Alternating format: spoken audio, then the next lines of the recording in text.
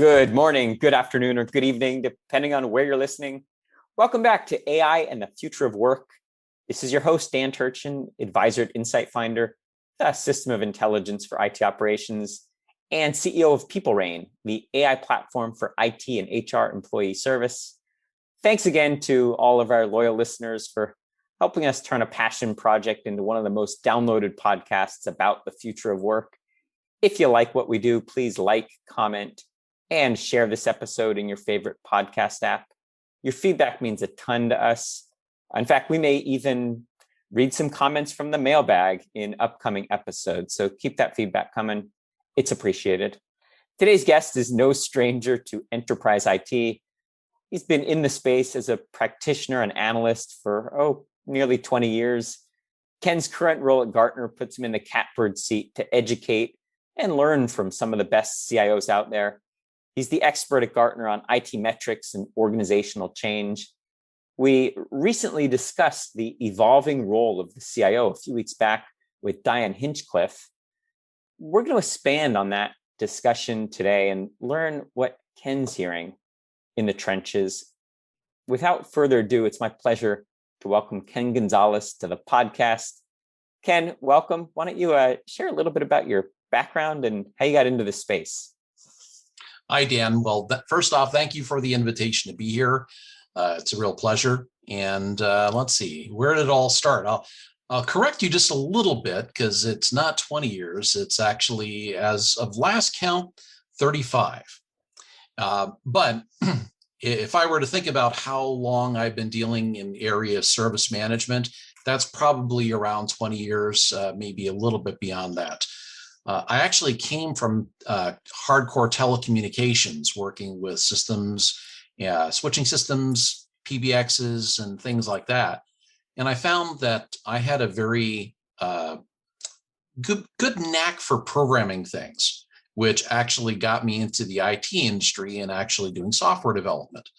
So I started doing software development projects, moved on to being able to start teaching software development at Cal State Fullerton, and then ultimately got into the vendor world. And I've pretty much been either in vendor organizations or consulting organizations since. And it's been a real journey. A lot of our listeners probably don't understand what it means to be an analyst. Talk us through a day in your life. Well, so it's interesting because it's like a job that no one has ever had before. Or let me put it to you like this: it's very transactional in that you get a very short time to interact with somebody. And just so we're clear, I'm not here in my official capacity as a Gartner representative, but really as a longtime industry professional. And but the nature of an analyst's world and an advisor's world is, how do you help people in a very targeted and effective manner? So people will have questions, they will have issues, they will have things that they want to know something about. So that's the basis on which an engagement is set up.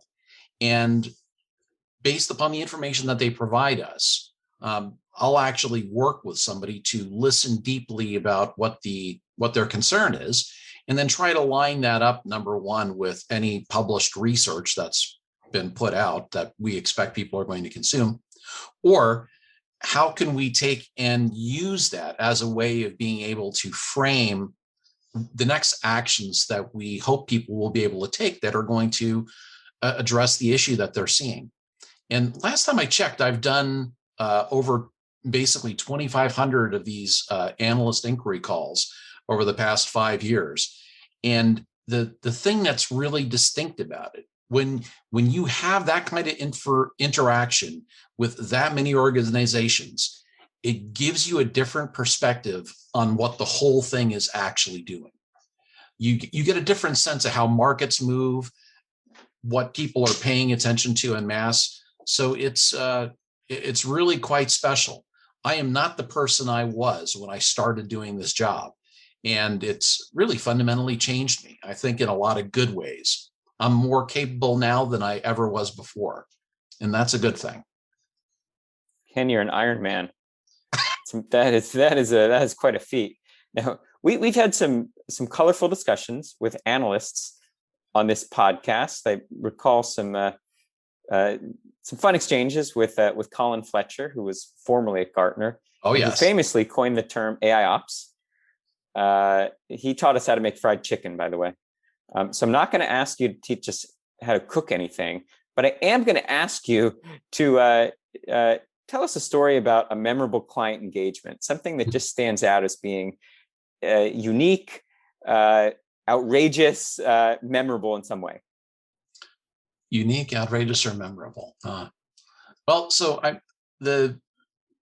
I'll go back to when I first started in 2016, and probably one of the first calls I had was a customer who wanted me to review a consulting opportunity that they were engaging in. And one of the things I had the opportunity to do was really being kind of green and not knowing the whole thing about what the analyst life is all about. In the course of the first 30 minutes, and this is probably one of the first 20 calls I took as an analyst, I was able to help them refine their scope of work and save about $750,000 on what they were being pitched by their consulting provider. Now, I'm not going to end up on that provider's Christmas card list by any stretch of the imagination, but I did help the customer, and that was a really tremendously satisfying experience for me. And I know that they got value from it that they could take to the bank. And that's really cool. I know one thing about you, it's that you're not particularly shy. And and I know, like us on this program, you think a lot about the future of work and the future of the employee experience. Mm-hmm. What is one opinion that you hold strongly that might be controversial in the broader industry? Interesting. I would say that if there is anything that the whole move to product centricity is a long time in coming. And at one point, I probably would have described it as looking at employee experience design or something along the lines.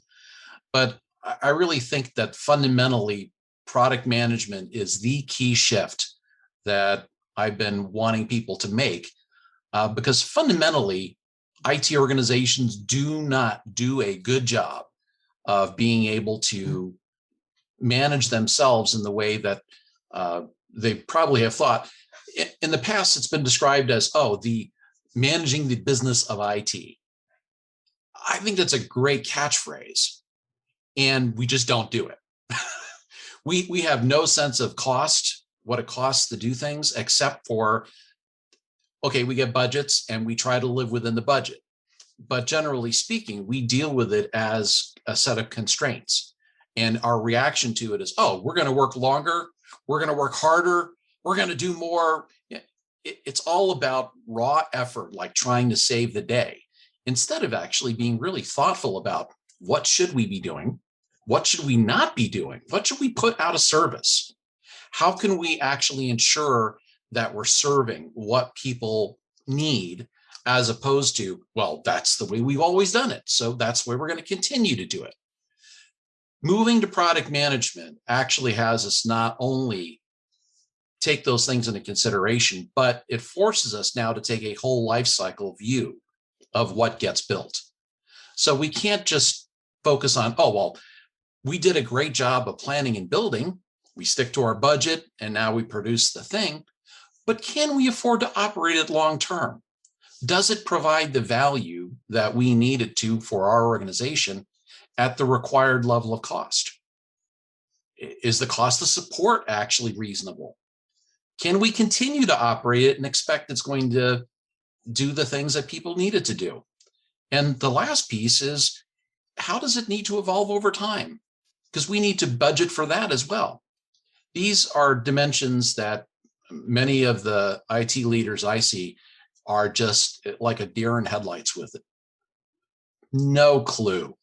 And it's not like they're bad people or they're not trying, but it's a friend of mine referred to it as the Red Queen problem. I keep running faster and faster, just trying to stay in place. And that is fundamentally unsustainable. And we need to take that one out behind the barn and shoot it, because we're done. Stick to your guns. I'm with you. Well said. Now, you speak with a lot of CIOs, and I know that a lot of them these days are wrestling with, call it on one end of the spectrum, I need to make investments in security, data privacy, kind of KTLO kinds of operational things. And then on the right side, the business is asking me to transform them digitally and innovate. Are those two ends of a spectrum? And how do you coach CIOs about how to think about making investments in innovation without necessarily cannibalizing the KTLO and the operational aspects of the business? Well, so I think that the first off on the KTLO side, we have to think about what we actually do. More often than not, and especially pre-COVID, I think that if there's any good thing that came from COVID as an emergency, it kind of tossed into the air any notion that, oh, the way we've been working is the way we are always going to work. I think in terms of like having a great reset opportunity, it was one of them, because it now gave us the opportunity to rethink where we do it from, how we do it, the tool sets. Now, if we only take and go from there and start to ask the question, should we be doing it at all? That's probably one of the biggest things, I think, from a KTLO perspective. We have to ask the question, because some things do not provide sufficient business value and they just need to get put out of existence, or find a better way to do them that doesn't obligate existing staff member time and attention. Now, as far as innovation goes, the interesting thing is I think that a lot of the conversations we have about innovation are focused on technology. And I'm not saying that technology doesn't hold the opportunity to drive innovation. But what I am saying is that innovation needs to have a focus. It needs to drive some sort of compelling benefit for people that are going to take advantage of it. It has to give them new sets of capabilities that they can relate to, that fit onto whatever mission essential task they need to perform on behalf of their organization. And if we don't use that as the organizing principle for how we approach it, we're going to be in the same bucket we've always been, which is, oh, I have new technology and let's go out and buy it. And quite frankly, that message is not playing well today. It costs too much, takes too long, and doesn't necessarily provide the benefit that it was intended to. So are you going to be the CFO's bet going, oh yeah, sure, I'm going to place my money on you? No, they're going to put their funds where they believe they're going to get the best investment. And if that's not in your pocket, shame on you. Now, building on that, I'm gonna make a couple big overstatements. One is that I'd say the theme in IT, call it for the first decade of the century, was run IT like a business, and that we kind of that was a common drumbeat. And roughly speaking, the second decade we talked a lot about focus on the employee experience, modernize the tools with an eye toward the employee as opposed to with an eye toward the tool or the process. So if you'd say, loosely, there are these themes that emerge over kind of a decade, and often, to be fair, only in retrospect. Give me, prognosticate for us, what are we going to look back on in 10 or 15 years and say that was kind of the theme of the third decade of the 21st century? I would say it's probably around being able to, how we were able to take the knowledge and skill we're developing around data and analytics and use that as a way to transform interaction models. Because for the most part, the thing that I find is, and I'm glad you mentioned Colin earlier talking about AI ops, one of the biggest things I find around that particular topic is so many vendors approach it from, hey, we've got a model, we've got a view of the world, and what we do actually makes sense from that perspective. But it doesn't map well against what a number of people are doing in the space, right? So it's fragmented. So it makes it really difficult for somebody that wants to leverage this to go and do an apples to apples comparison and say, oh, this is the thing we're going to use. Why? Because it does X, Y, and Z, and it's really a clear and compelling value proposition. The other thing I hear is that, oh, we've got all this data. We should be able to do really great things with it. And underneath that is the assumption that, well, you have data that you can use to answer interesting questions. But it's likely that that's not actually true. You may have a lot of data, but it may not actually help you come to develop a new set of insights that's really going to help you either figure out how to do something better, do something more efficiently, more effectively. You might actually need other data than that in order to build out a good machine learning model and have enough historical evidence in order to be able to train that thing and get some good sets of repeatable results. I think that making this level of knowledge, skill, and ability around data and analytics is going to be the thing that kind of pivots us into a new box where we're not having to worry about a person necessarily having to make a choice, but rather we can look at emergent behaviors of how different components actually produce outcomes and link those together in a way which is I hate to say organic because it's not really organic, but more of a natural way to see how chained outcomes actually deliver better results in ways that we may not have predicted before. Now, if I'm doing my math right, call it loosely, I know it's 35 years in the space, but 20-ish years as an analyst. I think that's somewhere around an inquiry every other day. So you're meeting a lot of customers, clients, potential clients. I'd like to know, you must start to develop some real patterns. What are the watchwords, or what's the body language that indicates when you're undergoing an inquiry, you're dealing with a savvy client? What are some of the things that the most savvy, or the most mature in terms of process, do differently than the ones who are less mature? They actually tell the truth about what they can do. That's probably the single biggest differentiating factor. And the second piece is that they don't get reactivated or upset when I call them on that. You're really not looking at the area well, or you're not being truthful with yourself about it. Because my intent is not to embarrass, punish, or otherwise belittle people. I'm the person that gets to say that the emperor has no clothes. To be fair, do they think they're being realistic, but you know that they're not? Or do you think they're intentionally exaggerating what they're capable of doing?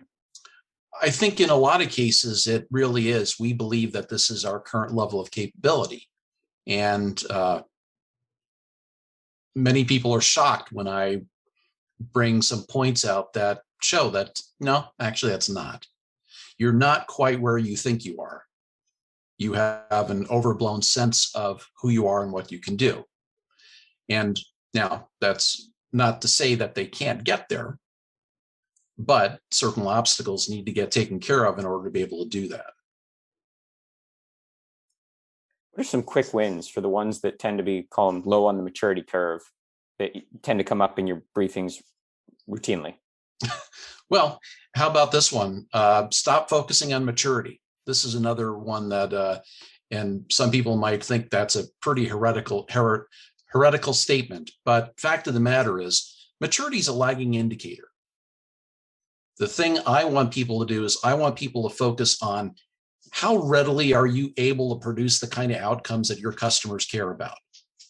Do they ask how mature you are?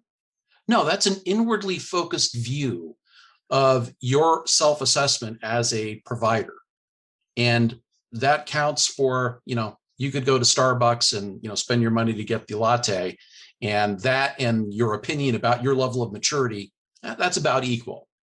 Now, the thing we need to be able to focus on is how are we measured externally where people would say, yeah, you all are doing a good job. You're getting better. And the best CIOs I've worked with them on specific strategies on how to, 12 months from now, you're going to have people come up to you and say, Dan, I don't know what you're doing, but things are getting better. Good job. That's the thing that I want to hear all of my customers say to me. That's what I'm playing for. Now, this show, we focus a lot on AI and the future of work with AI technologies. But one of the things that I think is quite misunderstood, certainly in the world of IT, is why do we care? Because AI is a technology. And if we're focused on business outcomes and employee experiences, what should we think about the role of a new technology in terms of our business process? Is there such thing as an AI strategy, or is more of it good? Is less of it good? Is it a threat? Is it an opportunity? How would you coach, let's say, a CIO who says, "Hey, Ken, I need an AI strategy." What does that mean to you? That has a couple different things that go along with it. But I think that the first part of the AI strategy has to be about culture and organizational change. Because the single biggest factor I believe that people will end up confronting sooner than later is, don't move my cheese. I've been doing what I've been doing for so long. I am comfortable with it. I like it. I don't want to do something different. As soon as we start considering AI in the role of automation and bringing things together to create new things that might require less work, might be done in new ways, might drive a whole different cost basis for being able to deliver those things. That introduces uncertainty, risk, and panic from person's perspective. If we don't get that early to understand what the shift is that people will need to make to adapt to whatever the new reality is that's driven by the use of AI or machine learning technology, it's going to be a long, hard path, and likely something that people will attempt to undermine if they can, to show that I am still needed.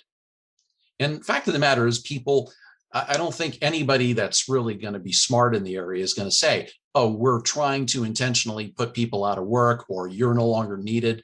But in any of the transformation discussions I want to have with people, it's about, how do we free people up to do the things that are really fitting for them, that allow them to tap into their unique abilities, and how do they contribute?